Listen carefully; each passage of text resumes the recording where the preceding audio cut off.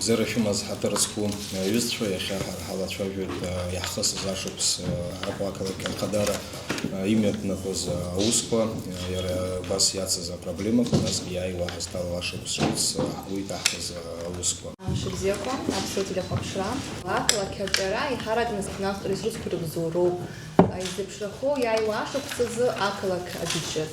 Апакалак бюджет турхозар винески виф подпяшук сазын бюджет надзойт миллиардки виф миллион рганд винески виф подпи ашукс ячуршозар фи хануфи випши браки миллион рыла ехал уртрашт фи миллион азаучтуп социал тусуча Орлов охват развелы хакимтша, арцевича, спорта и культуры, аусуча, бас гертки. Также у нас идет увеличение в благоустройстве города, то есть по нашим строительным работам.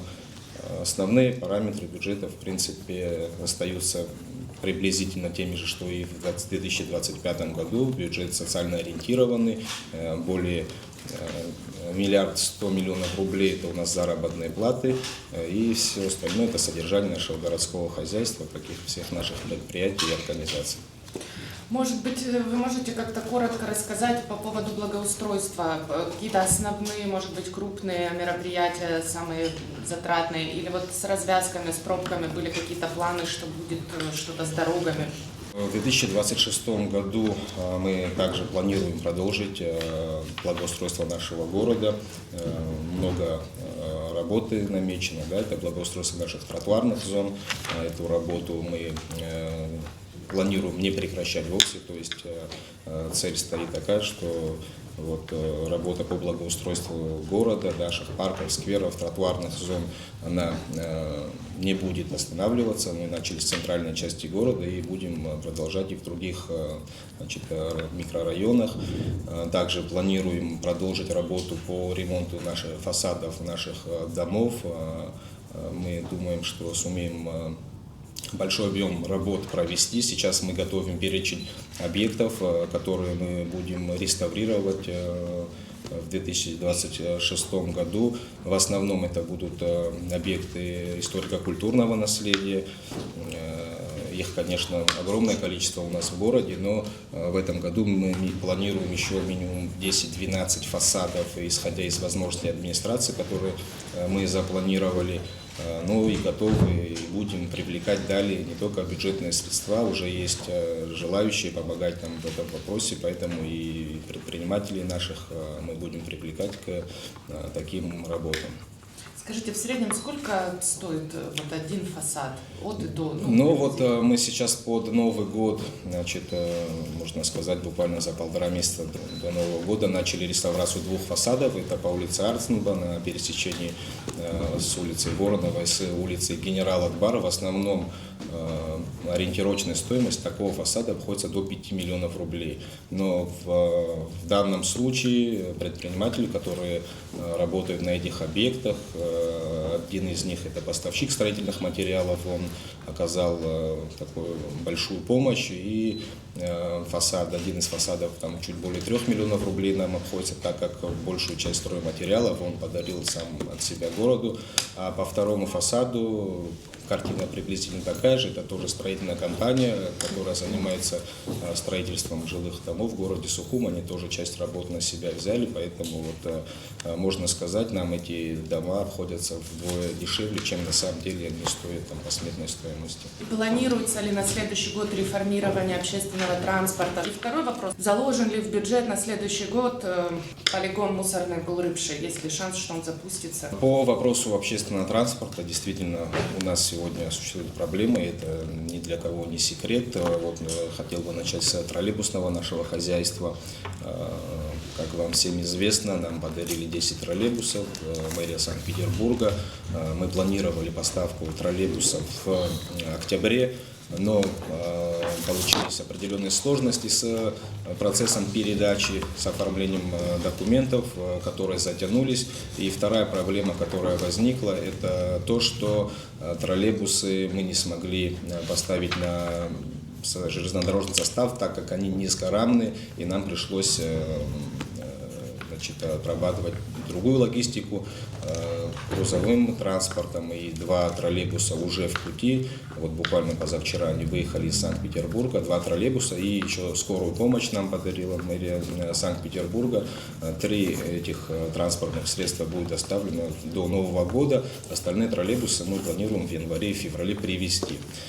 Далее мы планируем начать потихоньку восстанавливать все старые маршруты троллейбусные. Это маршрут Маек-Трубун, который сегодня не функционирует. Есть у нас одна проблема на турбазе, это в связи с решением горсобрания о переносе линии на улицу Ладария. Остаются определенные сложности, но мы уже разговаривали об этом с городским собранием. Возможно, пока будет, значит, идти строительство новой линии, мы попытаемся запустить троллейбус по старому маршруту. Этот вопрос мы отрабатываем с управлением транспорта и с управлением госавтоинспекции, так как в этом месте очень большие заторы ежедневно, и троллейбус может вызвать дополнительные сложности на данном участке. Но в любом случае задача стоит такая, что мы планируем в первом квартале уже начать эту работу и запустим троллейбусы по всем старым маршрутам. Есть, конечно, еще проблема в троллейбусном хозяйстве. У нас 4 подстанции, которые питают троллейбусное хозяйство, они тоже в крайне плачевном состоянии. Мы осметили необходимые работы, и нам порядка 30 миллионов нужно для того, чтобы все это хозяйство привести в порядок. Но определенные средства в бюджете уже у нас на это заложены, поэтому поэтапно мы эту проблему тоже будем снимать. Что касается автобусного хозяйства, наше городское АТП, у нас там тоже есть очень много сложностей. Там у нас 64 транспортных средства, из которых 22 курсируют по городу Сухум, остальные ездят в районы. В 2020 году автобусное управление было пополнено 20 единицами новой техники, но, к сожалению, сегодня мы наблюдаем, что эта техника ежедневно выходит из строя, и, конечно же, весь автобусный наш парк требует модернизации. Но каждый автобус стоит около 5-6 миллионов рублей, поэтому сегодня сказать о том, что мы все эти автобусы заменим на новые, не представляется возможным. Поэтому мы работаем с тем, что имеем, ежедневно сталкиваемся с проблемами. Не всегда у автобуса получается выйти на рейс, так как случаются какие-то поломки. Еще есть проблема с водителями транспортных средств, особенно в летний период. Так как у них зарплаты низкие, у водителей летом появляется возможность альтернативного, значит, источника дохода, то есть они работают в других местах, так скажем. Поэтому проблема остается, но уже мы запланировали на 2026 год в бюджете приобретение запчастей для ремонта автобусов, которые не функционируют сегодня, поэтому у нас появится возможность дополнительно еще какие-то автобусы привести в порядок. Еще одна проблема, которую люди жалуются, что нет никакого графика. Можно ли как-то наладить, чтобы они в позднее время работали, и рано утром, и в позднее время можно было уезжать? Ну, вы знаете, вообще график существует. График существует, но те маршрутные транспортные средства, о которых вы говорите, да, их более 300 в городе Сухум. И очень большая часть этих транспортных средств – это частники, которые имеют лицензии. И на самом деле сегодня это факт, очень сложно их контролировать. Мы часто обращаемся и в ГАИ для того, чтобы отрегулировать их графики. Они все, вы, наверное, замечаете, собираются в одном месте и вот, более того, создают еще сложности нашим горожанам, заторы. Но в этом направлении, конечно, мы работаем, пытались внедрить, уже прорабатываем это, внедрить такие новые технологии, чтобы в каждом маршрутном такси и в каждых автобусах у нас стояли датчики, по которым мы мониторили бы движение этих автомобилей и графики. Сейчас у нас ведется работа с мэрией Москвы, уже есть договоренности о том, что они будут помогать нам внедрять в город Сухум систему «Умный город, безопасный город». Очень много функций эта система будет выполнять, в том числе есть возможность контролировать с помощью этой системы движения транспортных средств, автобусов, наших троллейбусов и маршрутных такси. В 2026 году мы уже будем отправлять группу наших сотрудников в мэрию Москвы для того, чтобы на практике показали нашим специалистам, как это работает, и планируем в 2026 году такую систему внедрить. Я думаю, очень много вопросов таких сложных эта система поможет нам снять. По поводу маршрутных такси, там, по-моему, проблема не в графике, проблема в том, что они находятся в плачевном состоянии. Очень многие жалуются. Да, раньше лицензии на данный вид транспорта выдавала администрация, но с какого-то времени такой возможности у администрации нет, и лицензии, и технический осмотр этих транспортных средств, лицензию выдает Министерство экономики, а техосмотр проходит в ГАИ. Поэтому, к сожалению, сегодня мы не можем напрямую влиять на эту ситуацию, но мы обязательно будем ставить этот вопрос. Уже мы обсуждали с начальником управления транспорта, он рассказал, как это было раньше. Раньше администрация города выдавала лицензии на управление вот этих транспортных средств. По вопросу полигона ТБО, который был построен в Гулерибском районе для обслуживания города Сухум и Гулерибского района. Ситуация следующая. Полигон достроен в 2024 году. Были определенные сложности, да, с его строительством, и гораздо раньше должны были сдать в эксплуатацию, но сегодня объект стоит и не функционирует. Проблема в чем? Город Сухум сегодня не может на этот полигон возить свой мусор, так как с 2020 года, когда проектировался этот полигон, объем мусора в городе Сухум вырос в 2 раза за 5 лет. То есть, если в 2020 году при проектировании Сухум давал данные 200 тысяч кубов в год, то сегодня у нас в городе Сухум около 470-480 кубов мусора. Это в день получается около 1200-1300 кубов. Полигон ТБО в Гулерибском районе готов принять 215 тысяч кубов мусора в год. И поэтому принято решение о том, что этот полигон будет эксплуатироваться только Гулерибским районом. Поэтому сегодня проблема у нас остается. Также нам ежедневно приходится увозить мусор на полигон в город Гал. И говорить о строительстве полигона для города Сухум в самом городе не представляется возможным, потому что в городе Сухум в стесненных условиях нет места для такого полигона.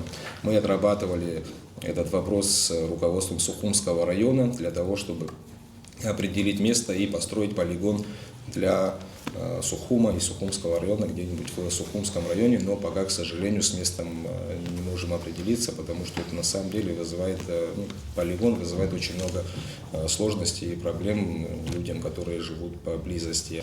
Сегодня по поручению президента в Абхазию были приглашены специалисты из Российской Федерации, это оператор из Сочи, операторы, которые занимаются утилизацией мусора всего большого Сочи, и совместно с абхазскими коллегами рабочая группа при Кабинете министров разрабатывает проект строительства большого полигона ТБО для всей страны. Для всей страны, насколько мне известно, проект уже на стадии завершения, и в ближайшее время нам коллеги из города Сочи предоставят этот проект.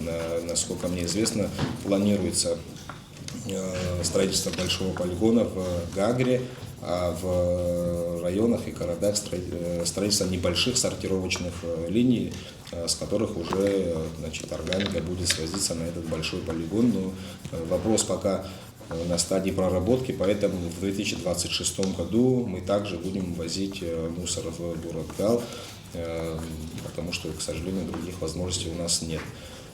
По поводу мусора хотел бы добавить следующее. У нас в 2025 году мы приобрели 4 дополнительные единицы техники, 2 приобрели за счет средств администрации города, одну технику мы приобрели с помощью Кабинета министров, и один такой автомобиль специализированный нам подарили друзья. Наш парк пополнился еще 4 такими автомобилями, что дало возможность нам безболезненно пройти как раз летний период, когда в городе наибольшее количество отходов.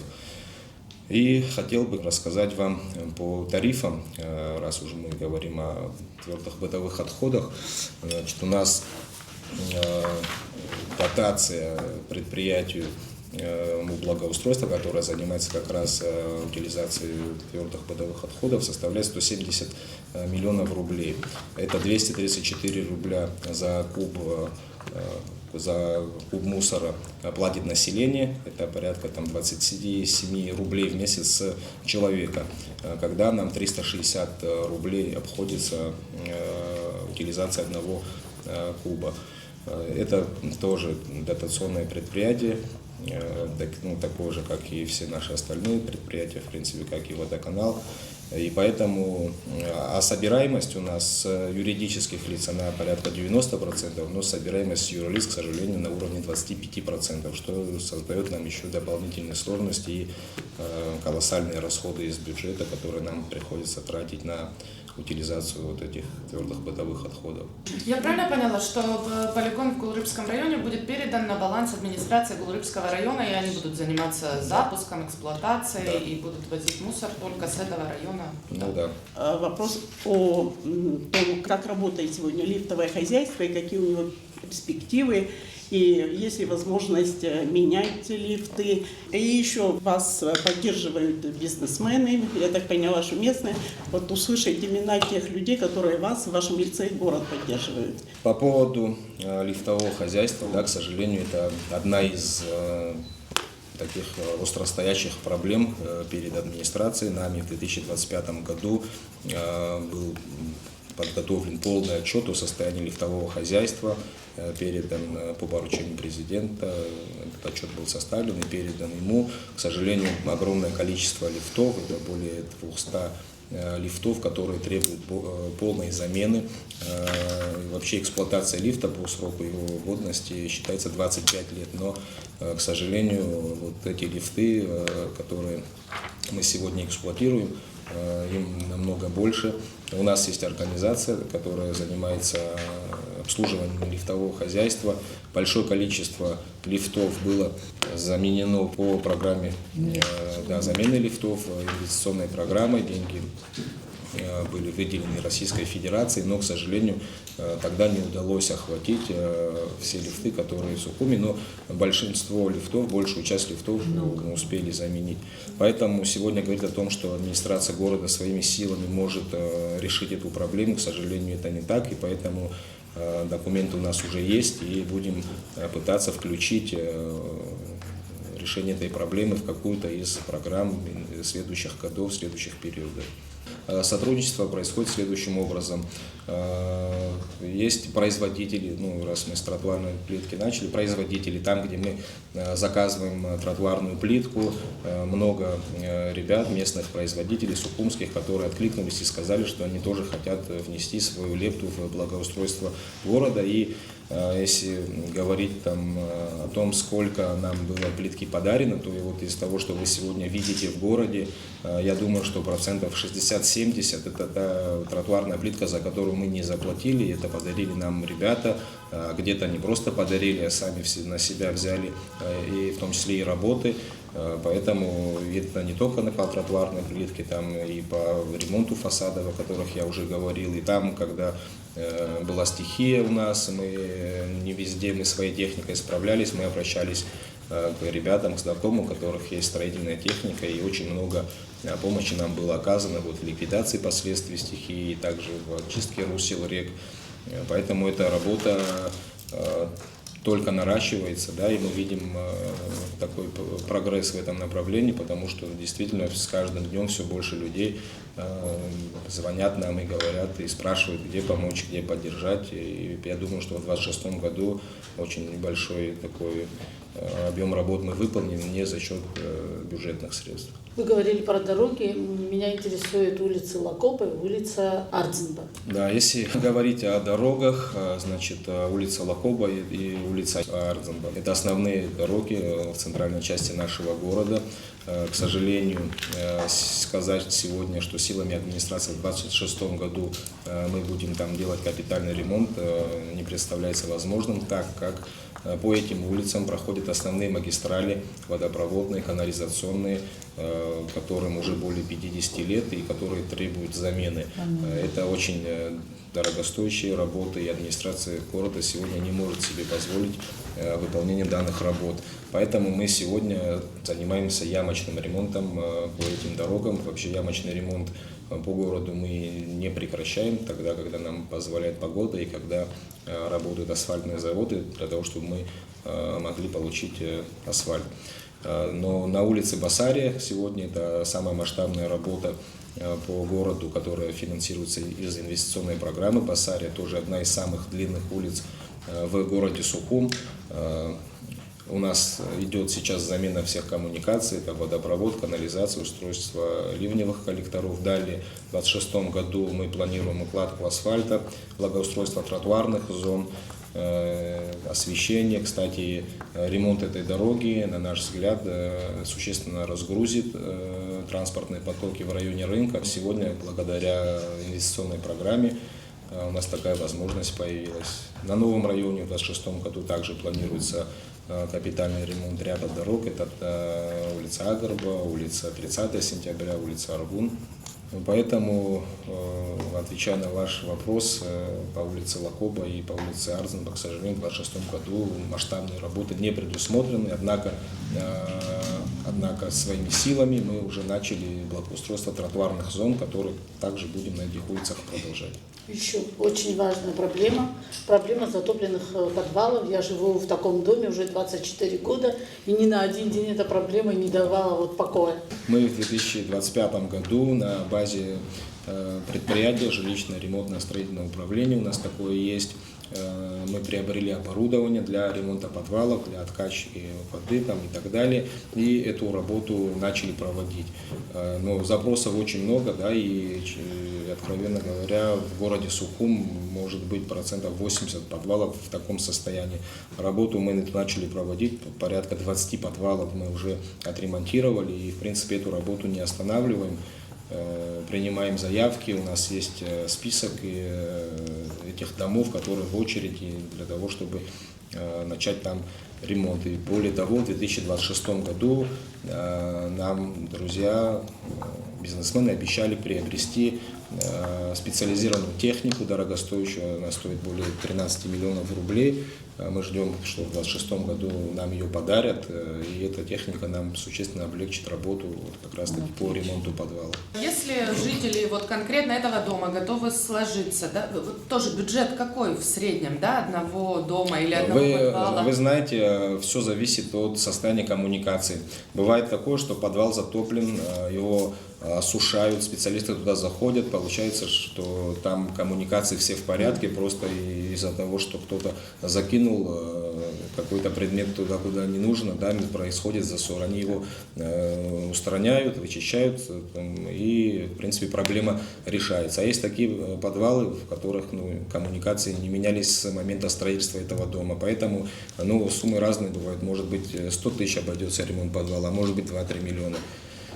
Все зависит от ситуации конкретно. Тимур Михайловна, Илыскарцтахын, Шара Акакова Кахадара, Айхабыс Шу Сура Антаза, Ярбан проблемаку, Ярбан Зартку, Зицбара, Зхаркшара Шилшас, Айбадиасара, Амшке Бабс Пирахрана, Ахадун Картнин Хой, Айнихагова Картнин Хой, Акава Кавапсара, Ахапа, Абхастапа Роид. Убри и Намадана Шара Шу Сура Абан. В городе Сухум на самом деле колоссальное количество проблем, которые требуют длительной работы. Поэтому сегодня сказать, что какую-то глобальную проблему мы успели за полгода решить, я бы так не сказал, но мы работаем над всеми проблемами, ни одну проблему мы не оставляем без внимания, пытаемся, исходя из тех возможностей, которые у нас есть, решать. Что касается стихийного бедствия, которое имело место в сентябре 2025 года, значит, оперативно была проведена работа по расчистке наносов в городской территории, были проведены работы по расчистке русел рек, проведены работы по ремонту крыш многоквартирных домов, немало домов было сделано на Званба, на Воронова, на Эшба, на Новом районе. И эта работа продолжается. По выплатам компенсаций людям, которые пострадали от стихийного бедствия, все материалы собраны в полном объеме, их очень большое количество передано в Кабинет министров на рассмотрение комиссии по предупреждению и ликвидации последствий стихийных бедствий. Часть граждан уже получили выплаты, те, которые в этом году не успели получить, они будут получать в первом квартале 2026 года. Поэтому работа в этом направлении ведется. Все материалы администрации города собраны совместно с Министерством чрезвычайных ситуаций и переданы в соответствующее управление, которое как раз-таки рассматривает и финансирует компенсации. Тимур Михайлович, скажите, как сохранить облик центральной части Сухума? Это первый вопрос. И какие планы, может быть, на 2026 год по озеленению города Сухум? В центральной части города Сухум, опять повторюсь, у нас очень много объектов историко-культурного наследия, очень много парков, скверов. И если говорить о озеленении, да, мы на 2026 год уже об этом объявили, планируем высадку 500 новых деревьев. У нас создана комиссия при администрации города Сухум, называется комиссия по озеленению города. Комиссия заседает еженедельно под руководством моего заместителя. В эту комиссию входят не только сотрудники администрации города Сухум, но и депутаты городского собрания, специалисты из ботанического сада и экологи наши. Поэтому решение по каждому дереву теперь принимается на этой комиссии. То есть, если нужно обрезку деревьев провести, или вырубку деревьев, или посадку новых, все эти вопросы теперь обсуждаются на этой комиссии, и комиссионно принимается решение. Какие деревья будут и где они будут высажены, будет решать комиссия, но уже точно, что 500 новых деревьев будет высажено в нашем городе. И эта работа будет продолжаться из года в год. Как сохранить исторический облик города? Да? Ну, первое, что мы должны сделать, да, сохранить те здания и сооружения, которые красят наш город, содержать их в должном состоянии, ремонтировать их, поддерживать. И второе – это городская застройка. Да? Ну, сегодня вступил в силу градостроительный кодекс, на который мы ссылаемся при выдаче тех или иных разрешений на строительство. И у нас есть городсовет при главном архитекторе города. Мы плотно работаем с этим советом. Не практически, а каждое разрешение на строительство нами выносится на градсовет. То есть в градсовет входят архитекторы, историки, художники, наша общественность, которые на заседаниях принимают решение о том, вписывается ли это здание и сооружение в центральную часть города или нет. Поэтому это вопрос такой коллегиальный.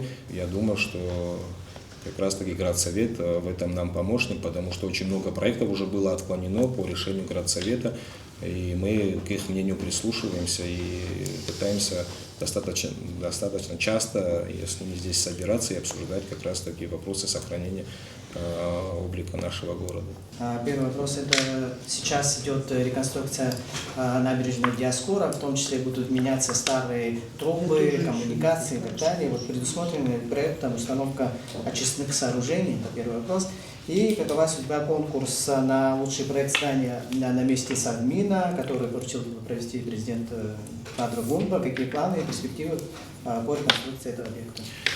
Да, проектом реконструкции набережной предусмотрена замена всех коммуникаций, которые проходят у нас по набережной. И везде, где у нас будут торговые точки, павильоны, кафе и так далее, там, где есть мокрая точка, так скажем, где есть санузлы, везде проектом предусмотрено устройство локальных очистных сооружений, то есть септиков. Поэтому этот вопрос, в принципе, проектом предусмотрен, и сточные воды с этих объектов не уйдут в море и не будут загрязнять нашу набережную и море. По вопросу конкурса на лучший проект Совмина хочу сказать следующее. Как только нам поручил президент объявить конкурс, мы стали разбираться вообще с состоянием здания Совмина. Запросили все экспертные заключения, обследования, которые были по этому зданию, получили кучу документов, это 2 обследования, очень много томов, и приступили со строителями к изучению материала. К сожалению, так получилось, что есть 2 заключения 2 лицензированных фирм, где говорится в заключении совершенно разные заключения. То есть в одном заключении говорится о том, что здание сейсмонеустойчивое, поэтому его нужно разобрать полностью, а во втором заключении говорится о том, что здание нужно облегчить и разобрать его до 6-го этажа. Поэтому мы приняли решение, возможно, прямо в первом квартале 2026 года мы будем заказывать еще одно обследование, потому как мы не можем написать сегодня тех заданий для проектировщиков, для того, чтобы объявить этот конкурс, так как мы не можем сослаться на одно заключение, когда у нас второе заключение совершенно противоречат друг другу, 2 заключения. Поэтому работа в этом направлении ведется, просто в этом году мы не смогли объявить конкурс по таким-то причинам. А как-то понятны источники финансирования? Потому что все предыдущие разы, когда касались этого вопроса, все упиралось в то, что это очень дорогостоящее предприятие, мы не можем себе этого позволить. Сейчас мы заново занимаемся вопросом, означает ли это, что есть какое-то понимание откуда? Вы знаете, все будет зависеть от конечной сметной стоимости. Никто не считал сметную стоимость капитального ремонта этого здания.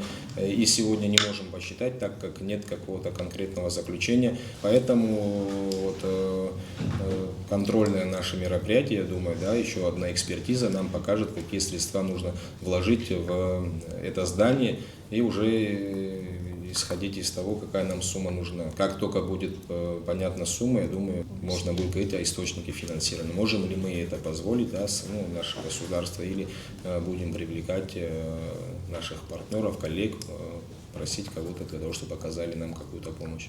А функция какая будет у этого здания, уже понятна или тоже пока еще? Функция такая же, назначение объекта не меняется, очевидно, что там должен быть Совмин. Ведется масштабная работа по реставрации Сухумской набережной, включая ремонт променада, озеленение и организацию зон отдыха. Было много комментариев в социальных сетях по поводу выбора камня для реставрации. Решен ли этот вопрос? Да, очень много обсуждений у нас было по реконструкции набережной, в том числе и с градсоветом, и с общественностью. Было голосование, более 12 тысяч человек проголосовало за новый облик нашей набережной. Одно остается неизменным, это исторический облик нашей набережной, она остается в тех же параметрах. Все элементы, которые демонтируются, это тумбы, столбы, балюстрады и так далее, они будут восстановлены в тех же параметрах, в тех же габаритах, той же формы. На участке набережной от Дема до Маякского поворота будет использован гранит на парапете, и тумбы будут из гранита, образцы уже стоят на набережной. Покрытие будет из разноформатной бетонной плитки с гранитной крошкой, она очень симпатично смотрится, красиво. Будет множество малых архитектурных форм, павильонов, кафе в едином стиле. И на участке от Дема до Пингвина, это историческая часть, это у крепости Диаскуров, по рекомендации нашего градсовета и по желанию наших горожан, парапет остается из известняка, а на покрытии будет использоваться гранит. Гранит хотели использовать местные абхазские предприниматели, сделали свои предложения, и всем и цвет, и качество гранита понравилось, но, к сожалению, в последний момент они отказались от этой работы, так как сроки сжаты, и ребята не стали рисковать, и так как посчитали, что они не успеют такой объем гранита поставить. Поэтому поставщиками гранита тоже будут наши коллеги из Российской Федерации. Этот участок ремонтируется за счет предпринимателей из абхазской диаспоры, и такие договора ими уже подписаны, и гранит заказан. Вот, я думаю, что уже после Нового года сегодня всеми подрядными организациями уже ведется работа, демонтажные работы уже начались, заказаны строительные материалы для того, чтобы уже выйти и работать. Я думаю, что уже после январских праздников такую масштабную работу мы будем наблюдать на набережной.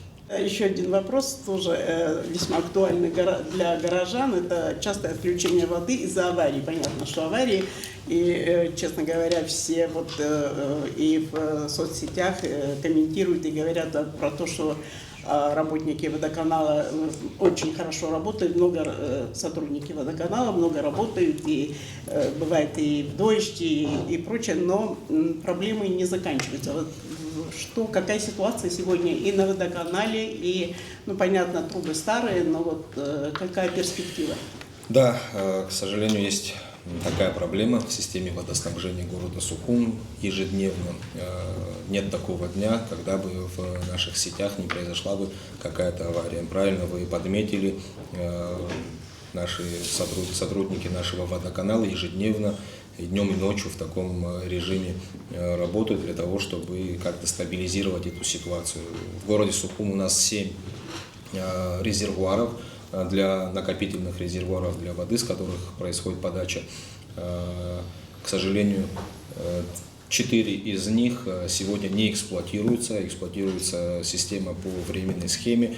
4-й буквально недавно на улице Батумской у нас тоже вышел из строя, так как обвалилась подпорная стена, и подача сегодня происходит по временной схеме.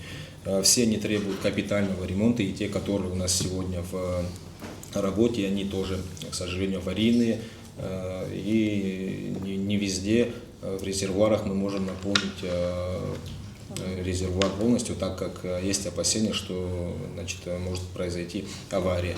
У нас 4 насосные станции в городе Сухум, 2 из них отремонтированы в рамках инвестпрограммы 15-17 и 2 в плачевном состоянии, одна в Киласуре и 2 на Каштаке. Это Гулерипская насосная станция, но Гулерипш нам дал такую возможность, и мы ей сегодня пользуемся для того, чтобы подпитать Синоп и Турбазу. Летом у нас там серьезные перебои с водой были, как вы помните, было связано с тем, что дебита воды в русле реки не хватало. Мы оперативно приступили к работам, закупили 1 дополнительный мощный насос и приступили к бурению скважин. Пробурили 3 дополнительные скважины, и до лета 2026 года еще 7 таких скважин мы планируем на этой насосной станции пробурить, для того, чтобы Киласур и Турбаза не испытывали такие сложности в момент засухи реки Киласур. Что касается вообще работы водоканала, у нас там 120 человек работает. Тарифы у нас следующие: 4 рубля с человека, там, где стоят у нас счетчики для воды, за куб воды платит население. Так же, как и в других направлениях, более 90% населения платит у нас, это юрлица за воду, и 25-30% это физические лица, которые платят вот такой вот мизерный тариф. Если говорить о том, сколько нам, администрации города, обходится поставить куб воды человеку, населению, это порядка 70 рублей. То есть 4 платит население, и то не все платят, а администрации города 70 рублей обходится доставка воды потребителю, из которых 34 рубля это оплата электроэнергии наших насосных станций. В предыдущие годы у наших предприятий, таких как водоканал, троллейбусное хозяйство и благоустройство, была льготная ставка. Это было 20 копеек за киловатт, но с пересмотров тарифов льготной ставки сегодня нет, и поэтому администрации города содержание насосных станций только водоканала обходится более 100 миллионов рублей в год. Поэтому мы обратились к президенту и к премьер-министру о том, чтобы рассмотреть вопрос льготной ставки вот таких наших дотационных предприятий. Вопрос находится на рассмотрении. Я думаю, что к старой ставке точно уже мы не вернемся, но какую-то льготу, я думаю, что это правильно, мы получим от государства. А вот в продолжении темы, вот счетчики, есть информация о том, сколько людей вот в городе поставили счетчики, и вообще есть ли эффект от этих счетчиков? Да, сегодня у всех юрлиц стоят счетчики, да. Ну, по населению эта работа ведется планомерно, но еще очень большое количество необходимо охватить. Кстати, значит, как мы боремся с неплательщиками, юридическими лицами, если взять пример, в 2025 году летом мы отключили одно очень большое предприятие, одну большую гостиницу за неуплату. В этой гостинице очень много людей было, и задолженность там была более 3 миллионов рублей. Да, и в тот же день мы получили оплату сразу 1,5 миллиона и договорились оставшиеся 1,5 миллиона. Да, то есть мы уже прибегаем к таким методам, мы отключаем всех, юрлиц отключаем тех, кто не платит за воду. Но горожанам советуете все-таки счетчики ставить. Ну да. Тимур Михайлович, от лица читателей нашей газеты «Республика Абхазия» и вообще от жителей нашей столицы я хочу поблагодарить вас за все, что вы делаете. То, что делается сейчас в нашей столице, ну, я могу сказать, что это большая заслуга и ваша, поэтому огромное вам спасибо. У меня такой вопрос. Меня делегировали сюда учителя. Значит, так как школы городские, школам выплачивается зарплата из вашего бюджета, есть маленькая несправедливость. В столичных школах в классах по 40, по 38 человек. А есть школы, где 10-12 человек. И учителя в этих классах и в тех получают одинаковую зарплату. Они проверяют в месяц 150 тетрадей, а некоторые проверяют 20 тетрадей. Можно повлиять на эту ситуацию как-то. И еще, когда повышается зарплата учителям, не повышается зарплата администрации школы, то есть директорам и заучам. Вот они попросили задать этот вопрос. Вы можете как-то повлиять на эту ситуацию? У нас было совещание вчера с министром просвещения и начальник управления образованием, начальник управления финансов. Мы вчера как раз-таки разбирали заработные платы учителям и воспитателям в детских садах. Я повторюсь опять, мы 130 миллионов рублей на 2026 год предусмотрели на увеличение заработных плат, в том числе и работникам школьных и дошкольных учреждений.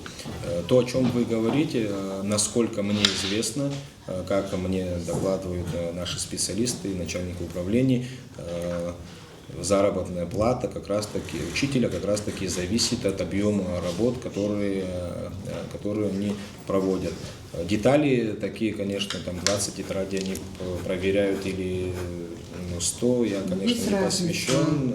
Если в классе 40 человек, да, и 10, зарплата одинаковая, Тимур Михайлович. Да.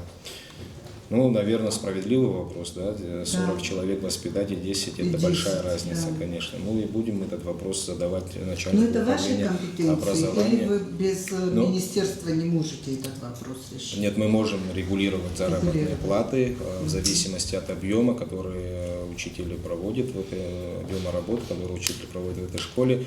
Но насколько мне известно, насколько мне докладывают, как раз-таки при получении заработных плат, при начислении заработных плат и учитывается тот объем работ, который проводит учитель с учениками, и сколько классных часов у него в неделю, ну и так далее. Что касается остальных категорий работников, да, школьных и дошкольных учреждений, сегодня вот повышение заработной платы, это как раз по постановлению Кабинета министров мы должны были выйти на тот уровень зарплат, который в 2026 году мы вышли. Там определена четко категория работников, которым должна повышаться заработная плата.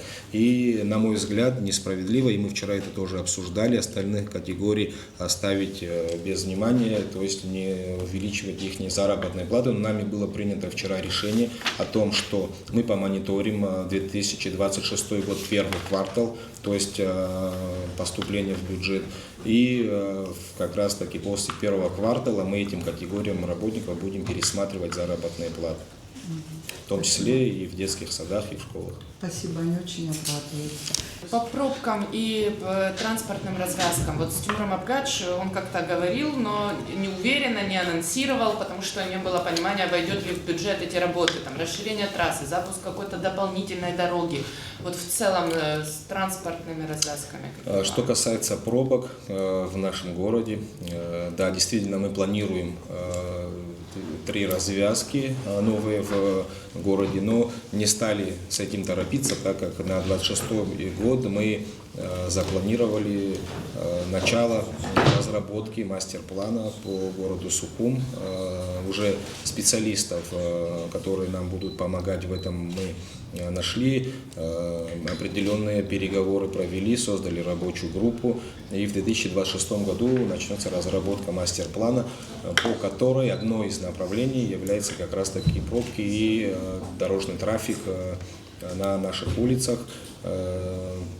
Приедут специалисты, которые будут считать в том числе и транспортные потоки на перекрестках, работу наших светофоров, то есть тайминг на светофорах, и какое-то заключение по итогам этой работы мы получим.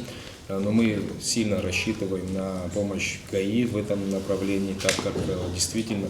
Но сегодня сказать о том, что мы будем отводить какие-то определенные места для парковок в городе Сухум, не представляется возможным. К сожалению, таких мест у нас нет в связи с тем, что у нас такие стесненные условия в городе Сухум. Но упорядочить движение, упорядочить парковки мы должны это сделать с помощью государственной автоинспекции. Сегодня, если вы обратите внимание, даже перед администрацией города и в том числе даже перед городделом наши все автомобили стоят хаотично, неправильно.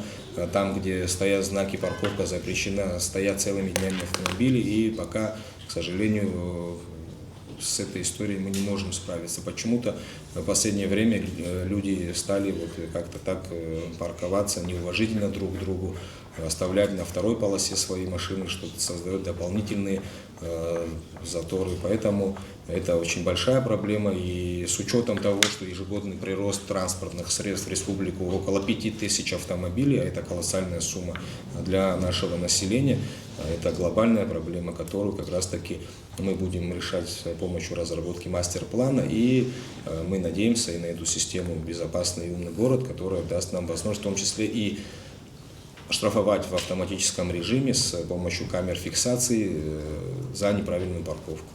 Ну, я правильно понимаю, что инфраструктурные решения, вот в части расширения трассы или запуска дополнительной дороги на 2026 год в бюджет не заложены, пока вы ждете мастер-плана? Или что-то вы сделаете? Если разработка мастер-плана нам покажет о том, что в этих местах, где мы наметили, необходимо расширить дорогу, средства на эти работы мы изыщем. Это не такие глобальные средства для того, чтобы мы не смогли это в 2026 году реализовать.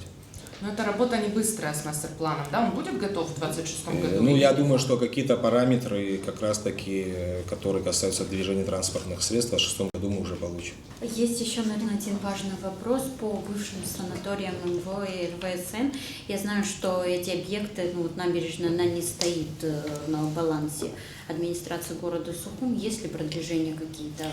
Да, по этим санаториям есть продвижение. Я лично встречался с владельцем данных объектов, и мы договорились о том, что вместе с реконструкцией набережной Диаскуров предприниматель за счет собственных средств будет ремонтировать набережную как раз таки перед этими санаториями, и он сейчас ждет от нас, от администрации города, уже проект разрабатывается, проект реконструкции набережной в той части, и в этом году, в следующем году он приступает к масштабной реконструкции набережной как раз таки перед этими санаториями, и набережная у нас продлится до вот где школа милиции, до оттуда, то есть у нас такой сквозной проход и большой променад появится. По содержанию данных территорий, пляжных территорий, часть пляжа в аренде у как раз таки владельцы этих объектов, и часть у наших предпринимателей, у горожан, с ними тоже работа проведена, и мы им объяснили, какие правила на 2026 год будут устанавливаться в пляжных зонах и прилегающих к них территориях, поэтому они будут на себя брать эти обязательства. По содержанию самого санатория, внутренней его территории, также есть взаимопонимание с владельцами этих объектов, они приступают к сезону, обещают нам привести в порядок территорию и содержать ее в должном состоянии. Что хочу добавить по реконструкции набережной, действительно это большой объем работы и очень дорогостоящий не только для бюджета города Сухум, но и для всей нашей республики.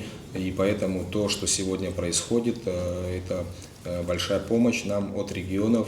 Я хотел бы поблагодарить всех причастных к решению этого вопроса, президента нашего Бадру Зуравовича Гумба, Сергея Владимировича Кириенко и наших партнеров, друзей из регионов Российской Федерации, это из Башкирии, из Татарстана, и аэропорт города Сухум имени Владислава Григорьевича Арзенба тоже откликнулся на эту просьбу, и часть набережной в районе памятника неизвестного солдата они взяли на себя и будут нам ее ремонтировать. Также предприниматели из диаспоры, которые тоже небольшой участок набережной взяли на себя. Это очень большой объем, повторюсь, и колоссальные средства в масштабах нашей страны. Большое им спасибо. Я уверен в том, что скоро у нас в 2026 году появится очень красивая набережная, которая привлечет еще много туристов в наш город и в нашу страну в целом. И для жителей это тоже большая радость. Скажите, а улица Калмыкова-Басария, вы сказали тогда, что кто-то будет? Да, мы уже обговорили с подрядной организацией, которая будет работать на улице Басария. В момент укладки асфальта на улице Басария, улицу Калмыкова мы тоже запланировали, и они взяли на себя обязательство помочь нам с 26-м, да? 26-м году. Да. Спасибо большое.